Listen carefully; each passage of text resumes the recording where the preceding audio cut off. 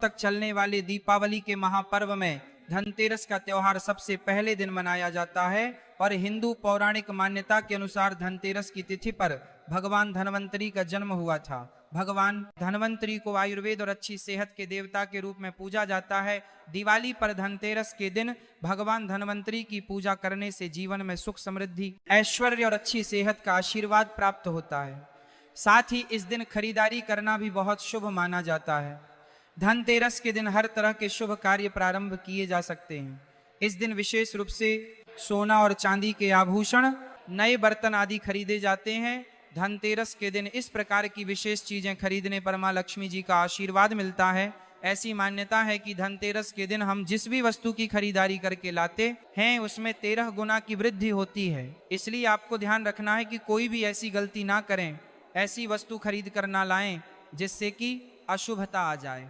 तो धनतेरस के दिन ये चीज कौन सी है, खासकर हम आज के प्रवचन में आपको बताएंगे कि आपको इन 13 विशेष चीजों में से आपको कुछ ना कुछ वस्तुएं खरीदनी ही चाहिए। अगर आप इन सभी 13 वस्तुएं ना खरीद पाए तो इनमें से जो भी आपकी सामर्थ्य हो वह वस्तु आप घर पर खरीद कर ला सकते हैं।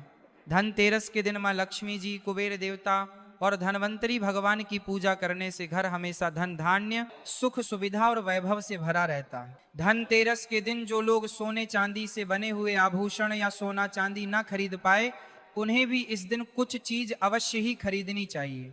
सबसे पहली वस्तु है नई झाड़ू। धनतेरस के दिन नई झाड़ू खरीदना बहुत शुभ माना जाता है। झाड़ू को मां लक्ष्मी जी का प्रतीक माना जाता है और ऐसा माना जाता है कि नई झाड़ू से धनतेरस के दिन पहले पूजा करके फिर उसका प्रयोग करने से घर की सारी नकारात्मक ऊर्जा दूर हो जाती है और घर में सुख समृद्धि का वास हो जाता है। अगर हो सके, सामर्थ्य हो तो धनतेरस के दिन एक झाड़ू का गुप्त दान करना चाहिए। इसे आप मंदिर में किसी चौराहे पर या ऐसी जगह पर जहां से कोई भी जरूरतमंद व्यक्ति इस झाड़ू को उठाकर ले जाए वहां पर आपको रख देना चाहिए।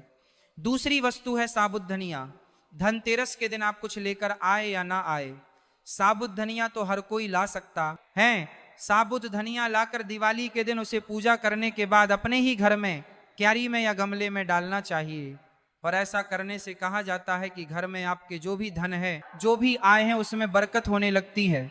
अगर आए दिन अनावश्यक रूप से खर्चे होते हो तो उसमें भी रोक लग जाती है। इस दिन नमक भी खरीद कर लानी चाहिए।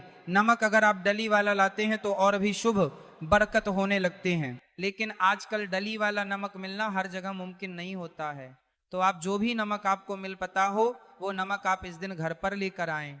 धनतेरस से लेकर दीपावली के अगले दिन गोवर्धन और भाई दूज तक आप इसी नमक का प्रयोग करें और इन 5 दिनों तक लगातार आपको नमक का पोछा भी घर में लगाना चाहिए। ऐसा करने से एक तो दरिद्रता दूर हो जाती है और घर से नकारात्मक ऊर्जा भी दूर हो जाती है। चौथी वस्तु जो आपको घर पर लानी चाहिए वो है गोमती चक्र। कहते हैं कि जिस घर में गोमती चक्र होता है वहां सुख, सौभाग्य और समृद्धि की वृद्धि होती है। गोमती चक्र घर पर रखने से वास्तु दोष भी दूर हो जाता है। और अगर घर परिवार में किसी भी सदस्य में आत्मविश्वास की कमी हो तो धनतेरस के दिन गोमती चक्र लाकर उनके हाथ से पूजा करवाकर फिर बाद में आपको इन गोमती चक्र को अपने मंदिर में या फिर धन रखने के स्थान पर आपको रख देना चाहिए। ऐसा करने से जो भी संबंधित परेशानी है वो दूर हो जाती है। आपको ये सारी वस्तुएं मार्केट में पूजा वाली दुकान में बहुत आसानी से मिल जाएंगी। पांचवी वास्तु है कौड़ियां। कौड़ियां आपको सफेद, भूरी, पीली चितकबरी मिल जाएंगी, लेकिन आपको 2 कौड़ी लानी है। वो या तो सफेद लेकर आए या फिर पीले रंग की कौड़ियां लेकर आए। कहते हैं जिस घर में कौड़ियां होती हैं वहां पर महालक्ष्मी जी हमेशा वास करती है। कौड़ियां मां लक्ष्मी जी को आकर्षित करती है। इसलिए आज के दिन आप 5, 7, 11 या 13 कौड़ियां लाकर आप चाहें तो धनतेरस की शाम को या फिर दीपावली की रात को इनकी पूजा करके रोली, अक्षत, कुमकुम अर्पित करके फिर एक लाल कपड़े में बांधकर आपको अपने घर में जहां पर भी आप धन रखते हैं वहां रख देना चाहिए। हर साल आप इन्हीं पुरानी कौड़ियों की पूजा कर सकते हैं। हर साल आपको कौड़ियां खरीदने की आवश्यकता नहीं है। यदि आप नई कौड़ियां खरीदना ही चाहते हैं तो पुरानी कौड़ियों को आप जल में प्रवाहित कर दें। छठी